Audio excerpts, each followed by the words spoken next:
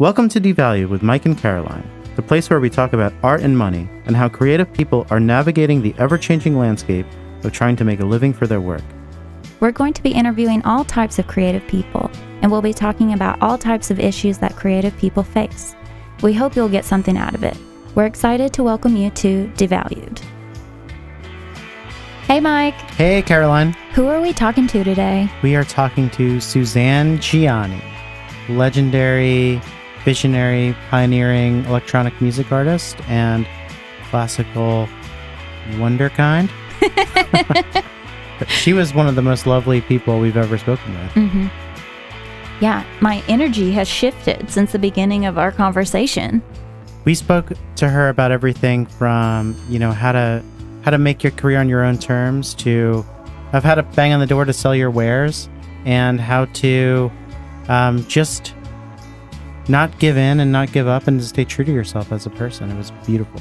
Yeah, I thought so too, and how being a niche artist is a strength. Yeah, it was a really awesome conversation. So hope you enjoy it. Here it is. Well, we usually just start out asking what you think about the relationship between art and money and if you think they go together. Well, I think they can go together very well. When I was starting out, I didn't want to put the pressure of making money on my art, my pure art. So I decided to make a living in a musical neighboring area. So instead of, I would do my album recordings on the weekend, and during the week, I would make money in music, specifically doing commercials. So before I did commercials for money, I explored doing something unassociated with music. There are stories of like Philip Glass driving a taxi cab. Yeah. Yeah. And I realized that anything you do takes so much of you that if you can do it in a related field and it can benefit you, in ancillary ways, that it's a much better fit. So instead of making furniture, I decided to do sound design, in commercials. So yeah, I think they both can go together. And I think as my career went on, the business side of music is clearly absolutely essential to succeeding as an artist. I mean, you really have to get your hands dirty, in the business side. Mm. I think you're the only person that we've spoken with that went to school for music, that studied music. When you were at school, I think you went to Berkeley, right, for music? I went to the University of California at Berkeley. So it's a different Berkeley. Oh, right. That was for graduate school. Undergrad, I was in Boston area. I went to a girls' college called Wellesley, and I would have gone to Berkeley College of Music, but I didn't know about it. I wanted to learn about jazz, and I just didn't know where it was. So, yeah. Well, when you were in school studying music, was there a path to making a living at it, or was it just some kind of crazy thing to do back then? As a woman in music in those days, it was assumed that you were going to be a teacher. And I love teaching and I have nothing against teaching, but that wasn't where that wasn't my vision I was a composer. I wanted to compose. I wanted to write my music and make my career that way. So I never gave up that vision. And I think that, for women in those days, composing was not a fruitful area. Nobody wanted women composers. The film industry didn't want them. It's an old story, but I think that's why electronic music was so just really, I gravitated towards it because it gave me a new place to play where I could have control and make the rules myself, you know? So that's, and when you see that film, Sisters with Transistors, you'll see that a lot of the women were motivated by that very concept of having independence, because the music industry, the music business wasn't set up for them. I think it's changed somewhat. You know, you can find your way now. And what was the reaction at the time when you were kind of exploring this field of electronic music? Because I listened, one of the albums that I love by you is the concerts that you gave in 1975. What was the reaction to those concerts? I mean, as a listener now, I love it because I can, you know, listen to them while I make breakfast or something like that. But what was, I wonder, like, how far out people thought you were back then. Well, the funny thing is that I was very musically lonely in those days because nobody understood what was going on. They'd see this machine that for me was my old friend and very familiar to me, you know, and they'd look at it and they couldn't even see it, you know, because they didn't know what it was. And they didn't know where the sound was coming from, or whether, you know, was there a record play, you know, was there a recording in there? What was going on? And then it was spatial music. So the music was moving around the room and people were just lost. So I consider myself unbelievably lucky to have lived long enough to come back to that world of analog modular and play for audiences that have an ear for it. They can hear it. They understand it. And I couldn't be happier. Did you see that coming at all? I mean, could you imagine when you were making the music originally that years later a whole new audience would be able to discover and appreciate you? Well, I honestly thought that it was going to happen in a year or two. I didn't. Took a little longer than expected. That's awesome. Instead of 40 years. Yeah. Well, it's really interesting because one of the, like, I guess iconic clips of you is on the David Letterman show, and you know, you're on the show with all your gear, and he's almost like he doesn't even know what to do with it because he's like, what is this stuff? Is this just a gimmick? Is it goofy? But as a listener now, all of the gear that you use is like is some of the best, some of the most beautiful music ever made. It comes out of that gear, these machines, and it's so transportive and it's so ethereal, and you can just get lost in it. But at the time it was like, oh, what is this goofy stuff? Right. And, you know, on that show, you know, my progression musically, I mean, I started classically, then I went into the buchla, pure buchla, for about 10 years. And then by the time I did the David Letterman show, as you can see, I didn't bring the buchla. That was a Prophet 5 and a collection of, you know, independent modules that I called the voice box. So I could control my sound with my voice. Yeah. And then I had a Roland MC8 or 4, I can't remember, that had recorded some of the songs from my first album, 7 Waves. And I went on the Letterman show to be the whiz kid. You know, they wanted me to be the whiz kid. But I wanted him to play my music. So we made a deal that I would do that interview with him. And then at the end, they would let me play one of my songs. And of course, that never happened because they cut to commercial. Mm. But yeah, that was the deal that never got made. But yeah, I think I got the higher end of the deal, don't you think? I mean, there are people that get upset that he's so like rude and all that, but that's kind of his bit, I guess. But in the end, he just looks a little stupid. Yeah, that's true. Yeah. You mentioned feeling a little isolated in your journey through music, and I think a lot of creatives are feeling that way now, especially with the financial struggles that a lot of people are facing, and that can seem hard to imagine ways to make money with your art without sacrificing what makes you happy when you're making it. So you said that you started off with jingles and kind of commercial stuff. That makes a lot of sense. And I was curious, I know you kind of did, is it called like an audio logo? Sort of like a sound that's associated with a brand.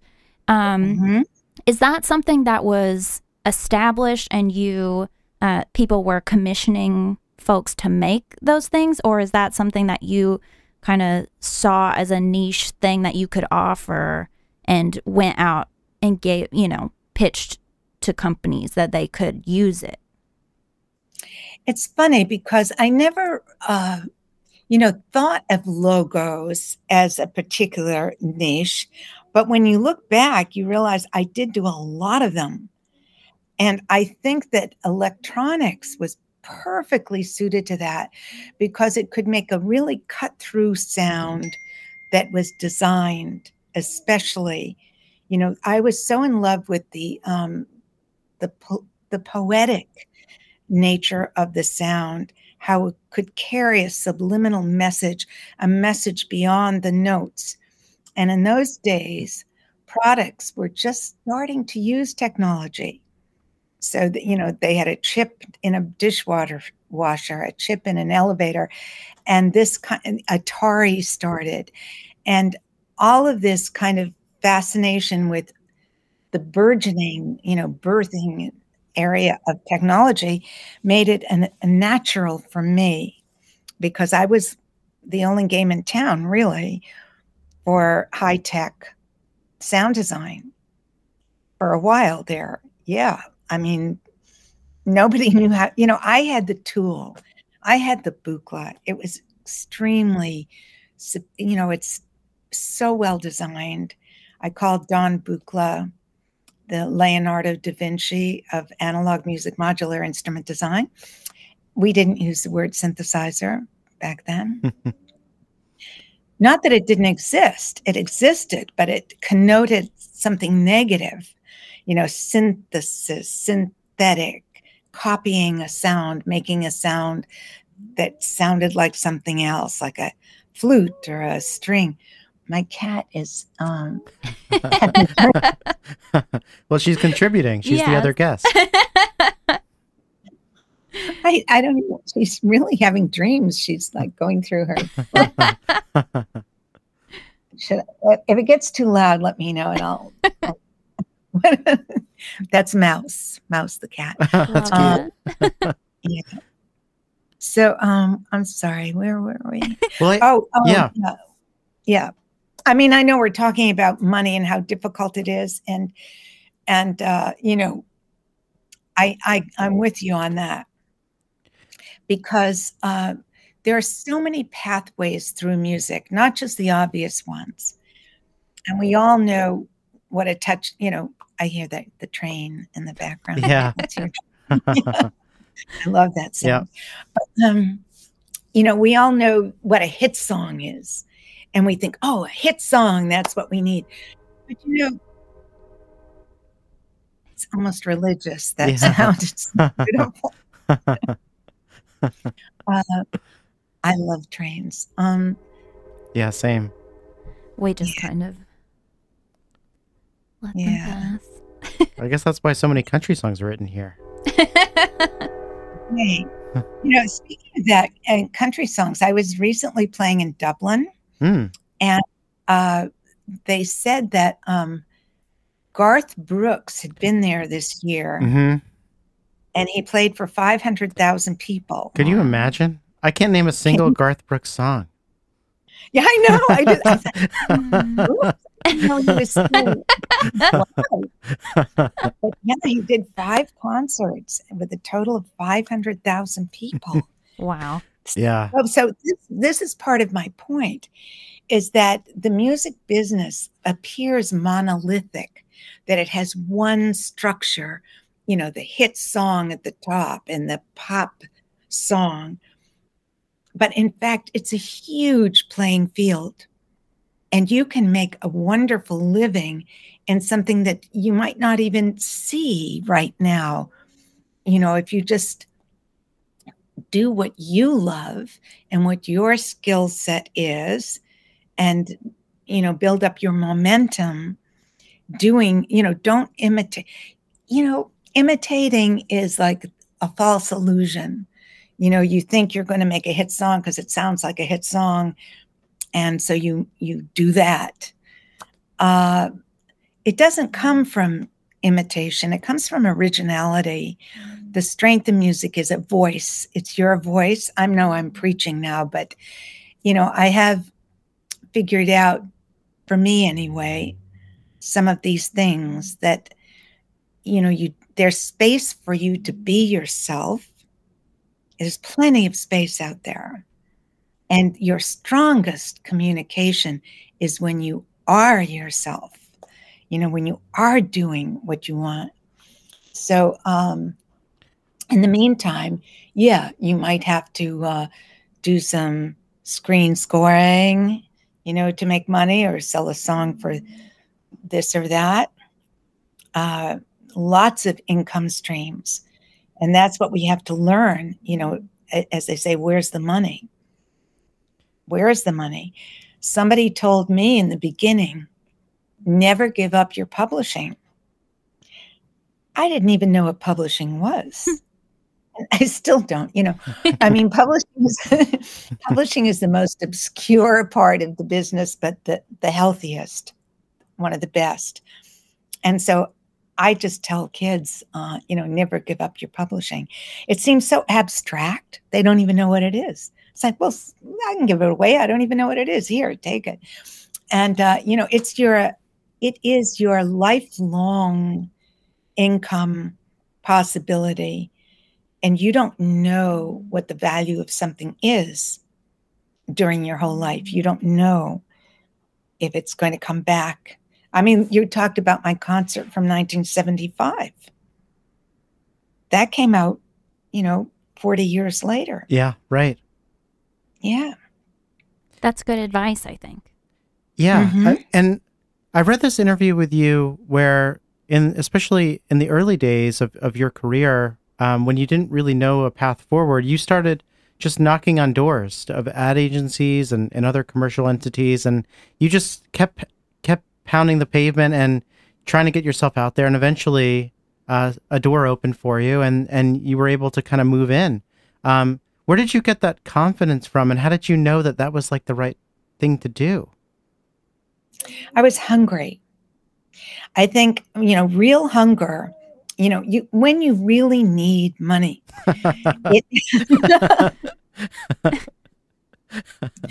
That's our entire audience. But, there were times when I stopped short. I mean, I love the examples in my life where I pushed through and I never gave up and I got through the door and it was amazing. But I also have an example where I stopped short. I was looking for a record deal, I remember, for my first record, and I couldn't get one in the States.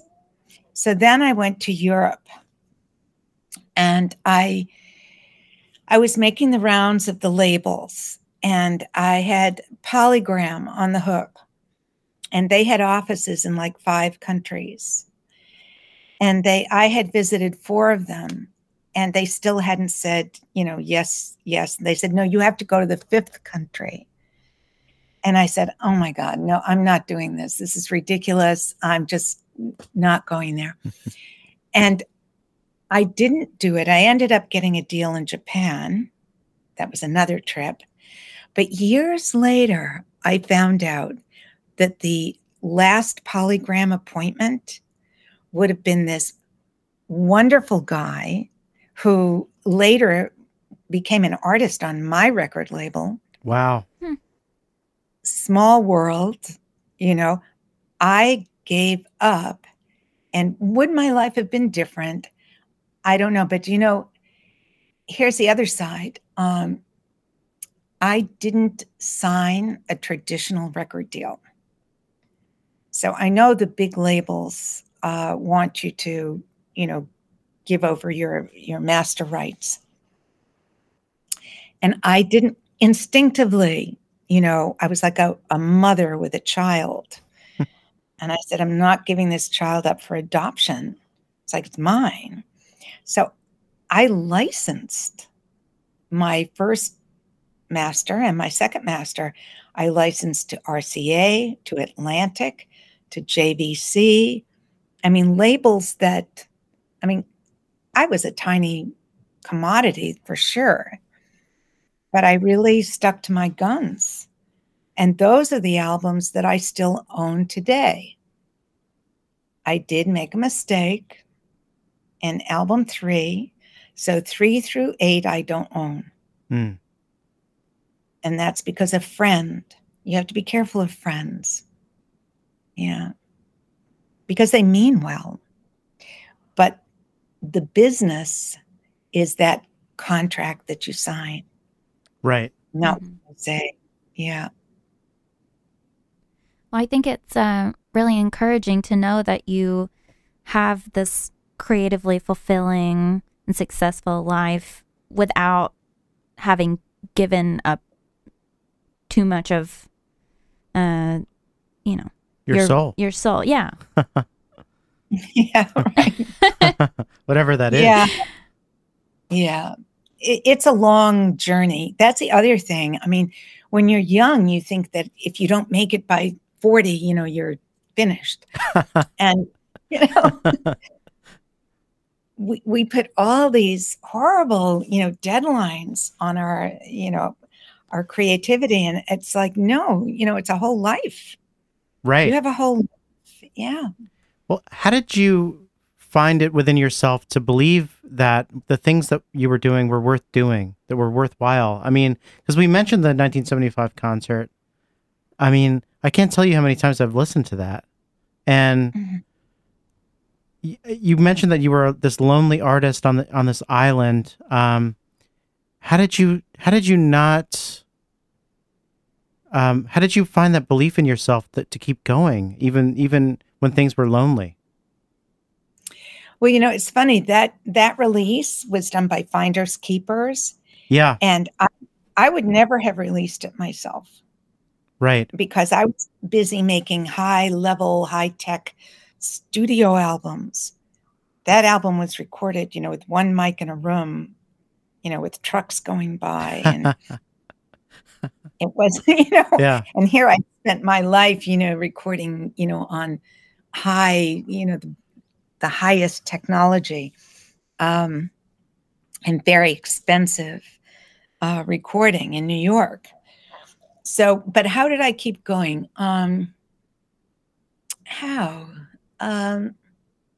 It's funny because my original vision, as I said, I saw myself as a composer.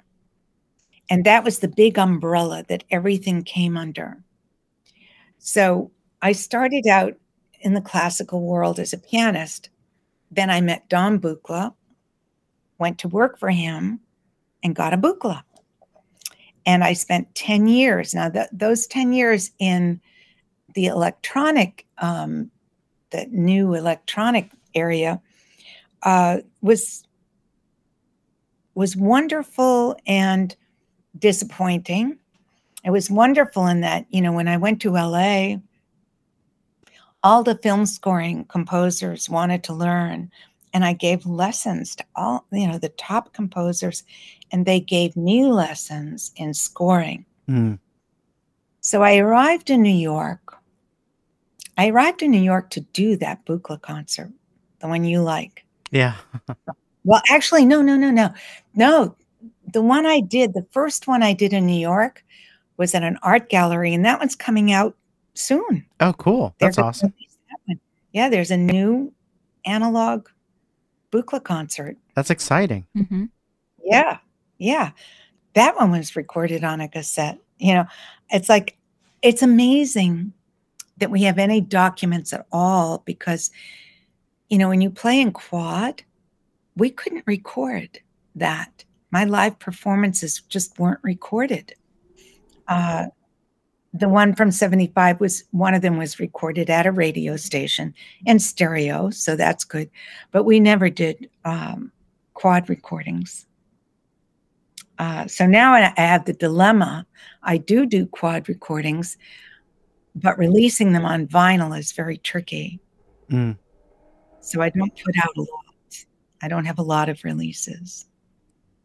Well, one of the things that's interesting is that you mentioned originality, and that striving to be an original rather than being derivative is the goal of the artist. And if you feel original, it's easier to keep going, and it's easier to kind of weather the trends and have a career that's of your own making on your own terms.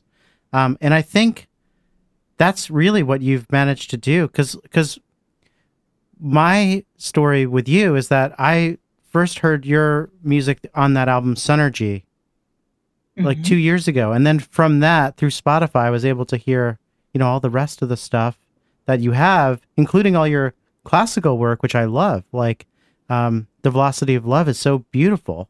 And so this idea of being original as a gateway to having a career, what is your advice on that front? Like, how do you determine that you were original and then you had something to say? That's a good way to put it, is having something to say, right? Okay, so you have something to say. And then I think one of the formulas that you can count on is that you are the only one who can really approve it. So it doesn't matter what somebody else thinks. If you don't, you know, sometimes people will send me their tapes, their demos or whatever, and they'll want to know if I like it. And my question is, it's not important if I like it. Right. That's true. Yeah, the question is, do you like it? And in your soul of souls, in your intuitive brain, you know whether you're making excuses for it or whether, you know, you're not going to go out there and say, well, I really think, you know, the drums need to be fixed, but let's see if they like it. And so if they say they like it, is that good enough? No. You know, you have to please yourself, because, you know, I know we do a lot of recording now very quickly. I mean, when I started, we had to go to a big studio and it was very expensive and you didn't do that much. Now you can do it, you know, every night in your living room. So you might not see that what you're creating has longevity. It's fixed. It's a document, and you're going to live with it.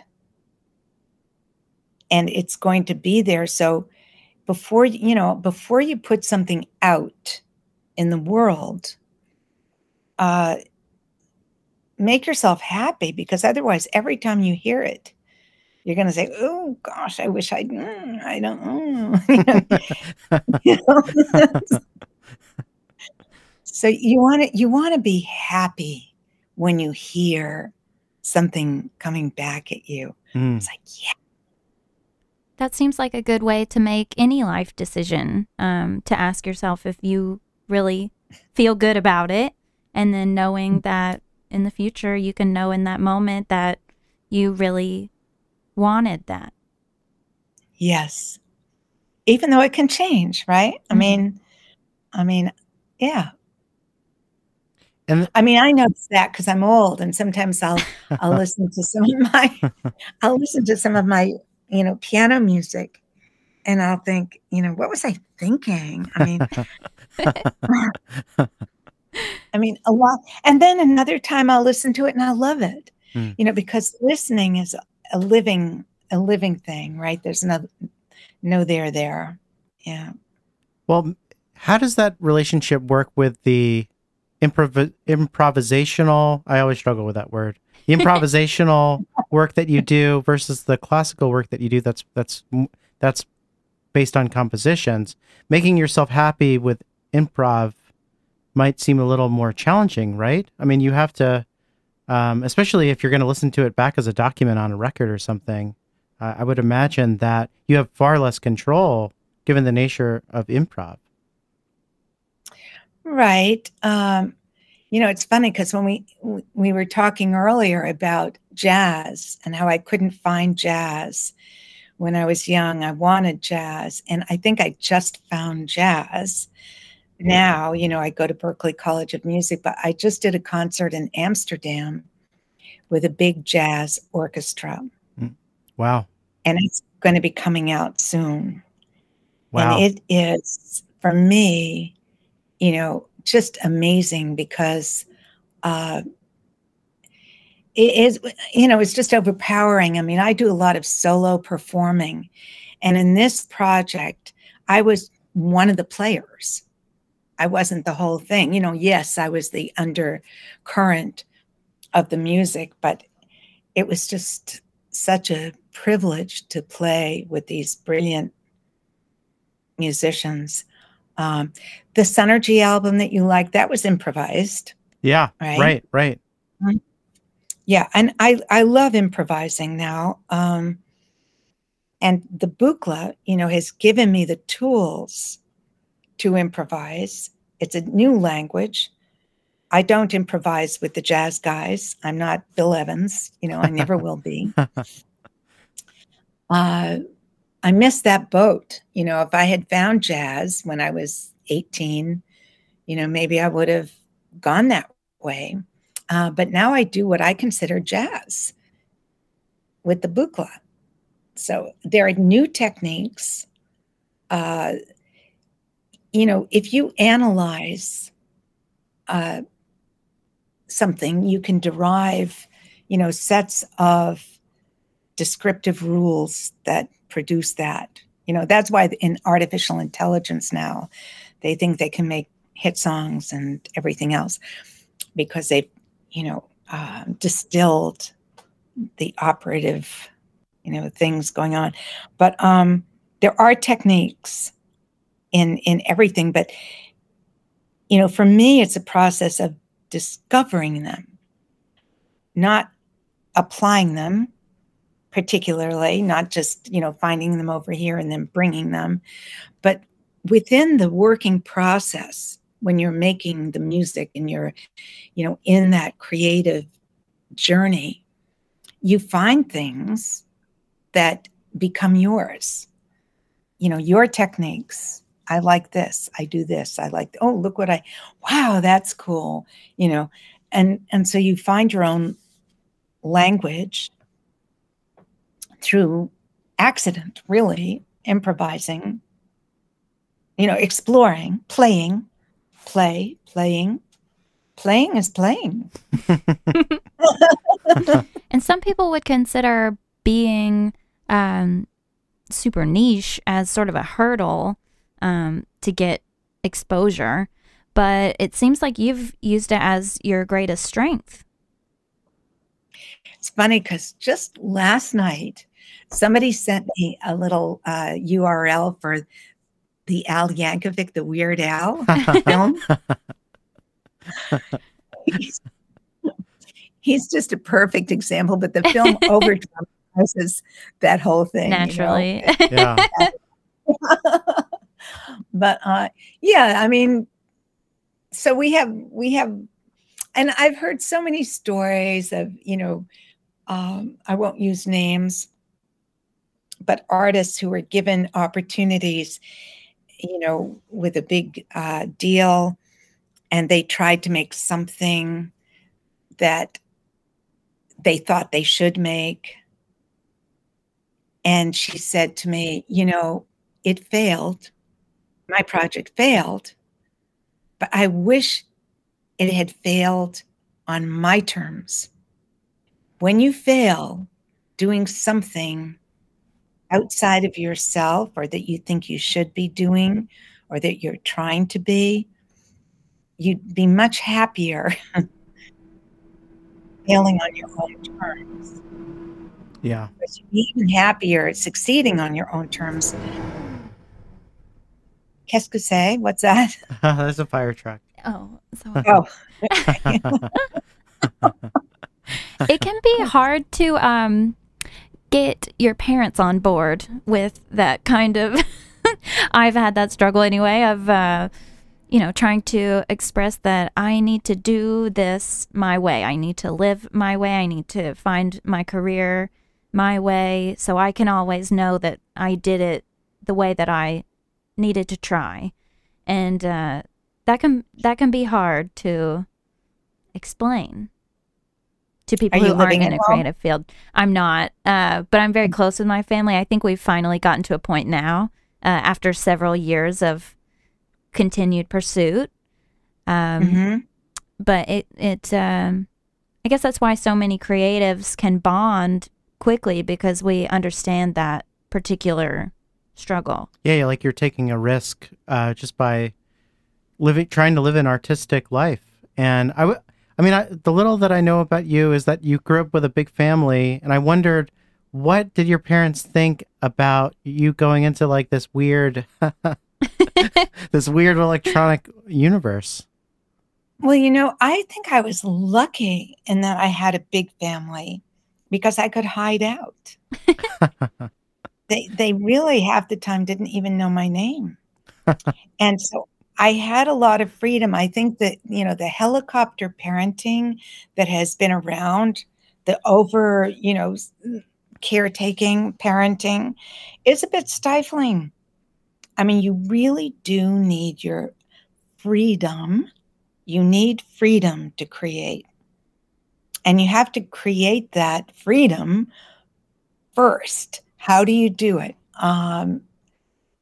You can hide someplace where nobody knows where you are and do what you're doing. Keep it secret. I don't know, but parents mean well.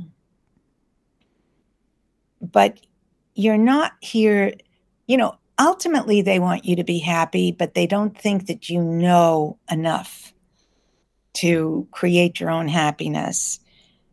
And that the fact is that by the time you're 7, that's considered, independent age. You can get up, you can feed yourself, you can do everything.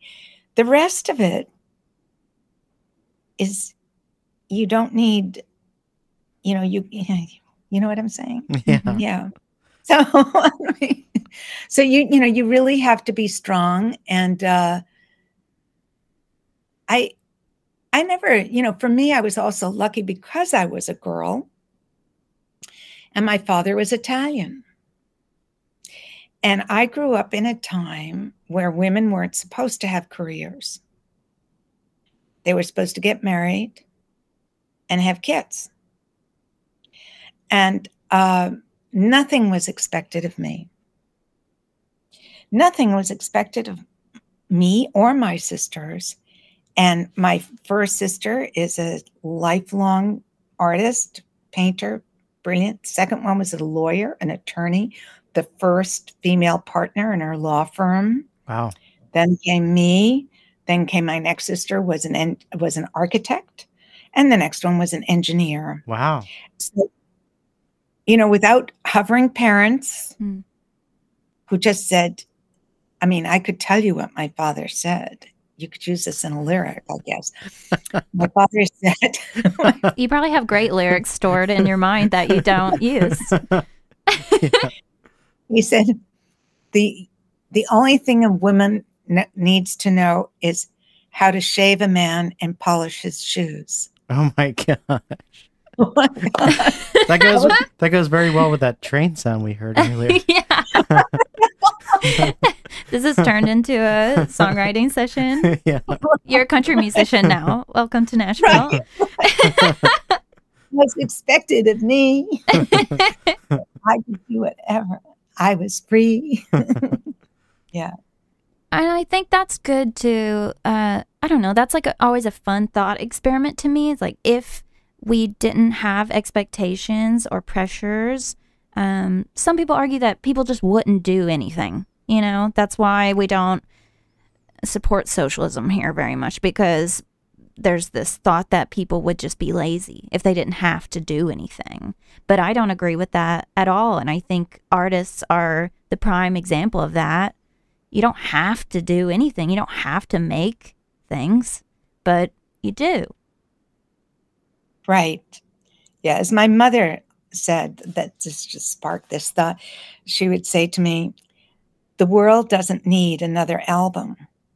You know, she took the pressure off of me. It's like, yeah, you don't have to make, nobody's saying you have to do this. And I don't think that humans are intrinsically lazy. I think that, I don't know where that idea comes from. I mean, goodness gracious. I mean, do you want your grapes peeled and you want to lie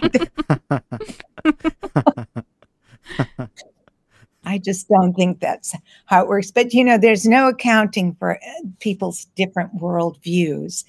And some of them are, you know, come from a feeling of,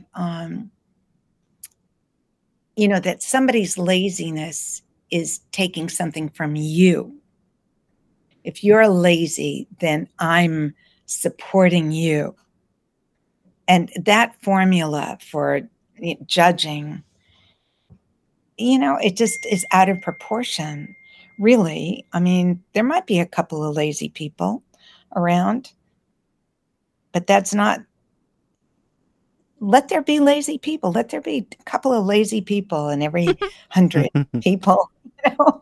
And in a way, the fact that the world is going so fast and everything seems to be accelerated and we're all at hyperspeed and attached to our phones 24/7. To me, the fact that the music that you're making and that you've made for so long is back in fashion in a lot of ways seems necessary, because it's a bomb. It's to me, like when I put on your records, it's like a source of comfort because it slows down the world and it helps with, you know, getting into a more reflective, meditative mindset. And I don't know if that's what you intended, but I think that's how a lot of people use it. That is what I intended. So my intention was to make a safe space. And part of realizing that intention had to do with, you know, having musical integrity, right? Because it had to be safe for me too. So I was going to be in that space and I wanted it to be perfect for me, you know? And there were other undercurrents in that, you know, because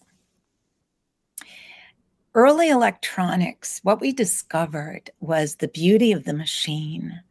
Now everybody's familiar with the machine.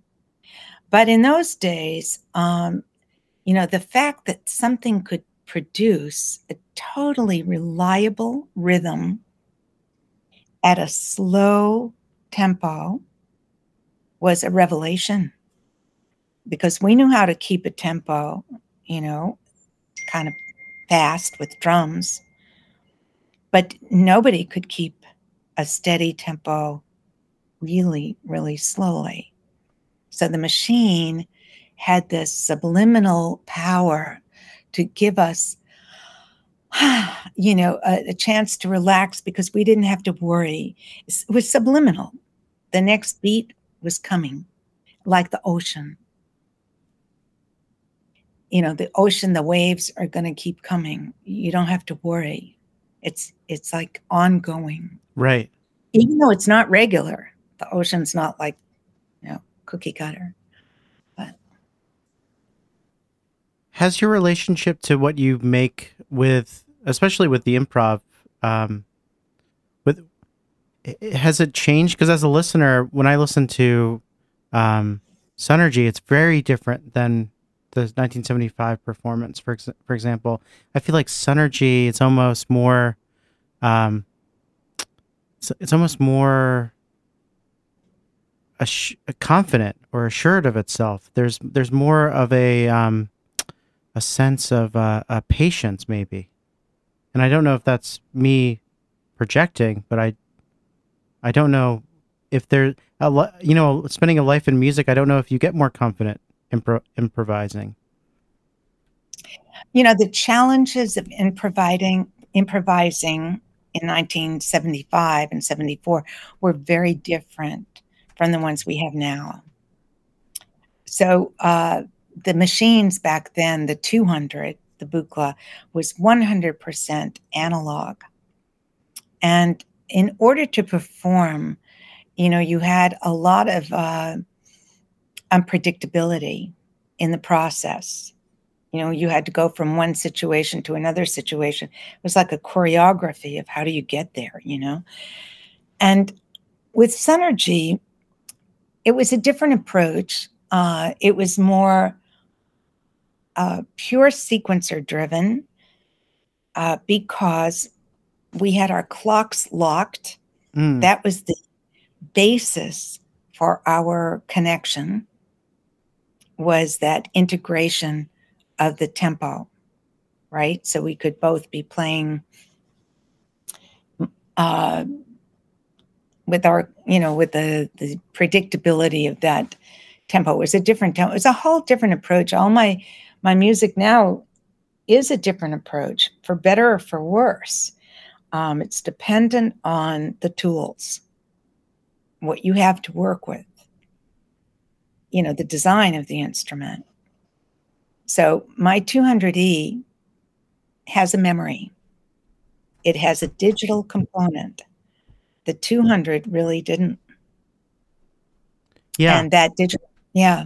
I pick up on that. I think that's partly why I love the 1975 one so much is because it feels alive. It feels like uncontrollable in a way where it's like it takes my mind into new places every time I listen to it. Whereas if I listen to Synergy, I'm in the mood. Do you know what I mean? Mm-hmm. Mm-hmm. So yes, I do know what you mean. And this project that I just did in Amsterdam, I become aware, I'm a proponent of, I say it's collaborative. I say that electronic music is a collaboration between the engineer and the performer. So the engineer gives you the tools. You give the engineer feedback about what you need to be able to do, right? And then you live in a world of compromise. Because, and part of working in these instruments is really to explore the boundaries as much as anything. I just gave a class at Berklee College of Music. And, when you first walk up to one of these instruments, it's like, it's so undefined. All these modules just, independently sitting there. And where do you start? And so, the start is the patch. How are they going to talk to each other? And then the next step is to live with the patch. Be with the patch and and explore. It's a relationship. It takes time. It takes timeless time. There's something beautiful in the creative world when you just stop the clock. A lot of time we're working for deadlines, or and that's always good too. It gives you a deadline and you rise to the occasion. But there's another kind of creativity, which is the timeless creativity that we get more when we're young, when we become super professional and we get good at it. We tend to repeat ourselves a little bit and do what we know how to do. But that exploratory time, when I did my albums, I stopped time. My first album, 7 Waves and the Velocity of Love. So I made a pact with myself in the studio because I didn't want the stress. I didn't want stress in the music. So I told myself, there is nothing to do and everything will get done.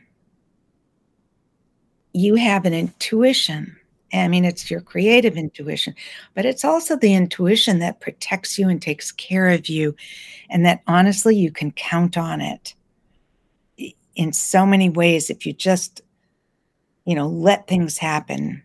I'm not that good at it all the time in daily life, but I do notice if I choose to trust my instincts, that stuff just gets done.